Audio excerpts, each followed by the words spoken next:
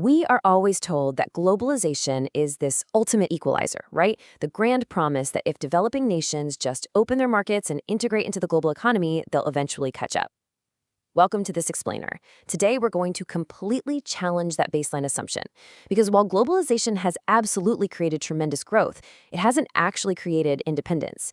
In fact, what if I told you that it didn't level the playing field at all? It actually tilted it. Think about it. Countries are constantly told to just compete globally under the banner of free trade. But here's the catch. The actual rules of that competition are fundamentally unequal. Open markets simply do not guarantee equal outcomes when the underlying power dynamic is heavily skewed from the start. We aren't just looking at some accidental, unfair outcomes here. We're looking at a system whose very rules are actively shaping a predictable, unequal reality. And that brings us to our core premise today, which is captured perfectly right here. Globalization didn't make countries equal, it made them dependent. While global trade has undeniably generated wealth, it's also trapped a lot of nations in a state of deep structural vulnerability. Poorer countries often don't just participate in global markets, they completely depend on them. They rely on foreign investment, export markets, and external demand. Because ultimately, it's not just what countries export, it's the rules they export under.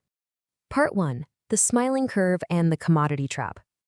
Okay, so there's this concept from the Vienna Institute for International Economic Studies called the smiling curve, and it brilliantly illustrates how value is actually distributed in global trade. Notice how the value is heavily captured at the extreme edges of the curve, in things like R&D, branding, and retail. But the middle stage, the actual physical production, that is severely penalized. Think of the Ivory Coast, right? They produce the raw cocoa, but Western companies capture the massive profits of the finished chocolate. The system strictly rewards extraction and it heavily penalizes transformation. Producing more simply doesn't mean earning more. Let's anchor this in everyday reality with a number, 7 cents. That is literally all an Ethiopian farmer makes on a standard $2.80 cup of coffee sold in the West. Ethiopia is one of the world's absolutely largest producers of Arabica coffee beans, and coffee makes up 60% of their total exports. Yet, the farmers doing the literal heavy lifting, they see almost none of the final value. Let's actually break down the math on that. Out of that $2.80 cup, the farmer gets their 7 cents. The exporters and roasters take about 56 cents, and the retail coffee shop, $2.17. The country doing the physical extraction almost never controls the actual financial value.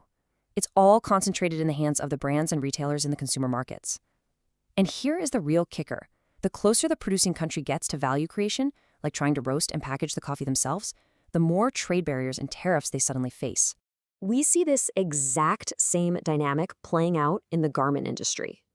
If you look at a budget t-shirt from Bangladesh, the factory margin is just 4%, and the labor slice is even less than that. But the retail markup, a massive 60%. So a shirt that sells for $30 in a Western store is generating mere pennies for the factory workers who made it. It perfectly illustrates how factory economies are trapped. A country like Bangladesh is deeply integrated into global trade, but the retail markups completely dwarf the labor profits. So let's just let this realization sink in for a second. The problem is not that poor countries aren't trading, it's that they are locked into the least profitable parts of trade. In this setup, industrialization is essentially taxed. You can produce mountains of raw goods, but it doesn't mean earning more capital if you don't control the high-value segments of the supply chain. Which brings us to part 2, subsidies and rigged rules. To really understand how this lock-in happens, we have to talk about tactics like dumping. Dumping is when a country exports a product at a price that is actually less than it costs in their own domestic market. Wealthy nations will heavily subsidize an industry, gain massive market share, and then just flood the global market with artificially cheaper products. It's a highly strategic tool to distort global prices and wipe out local competition in developing countries. Because at the end of the day, you simply cannot compete with a subsidized system. And look, this isn't some fringe economic conspiracy theory. This is documented at the highest levels. This quote is pulled directly from a Biden White House report on supply chains, specifically noting how major powers aggressively exploit gray areas in international trade rules within the World Trade Organization.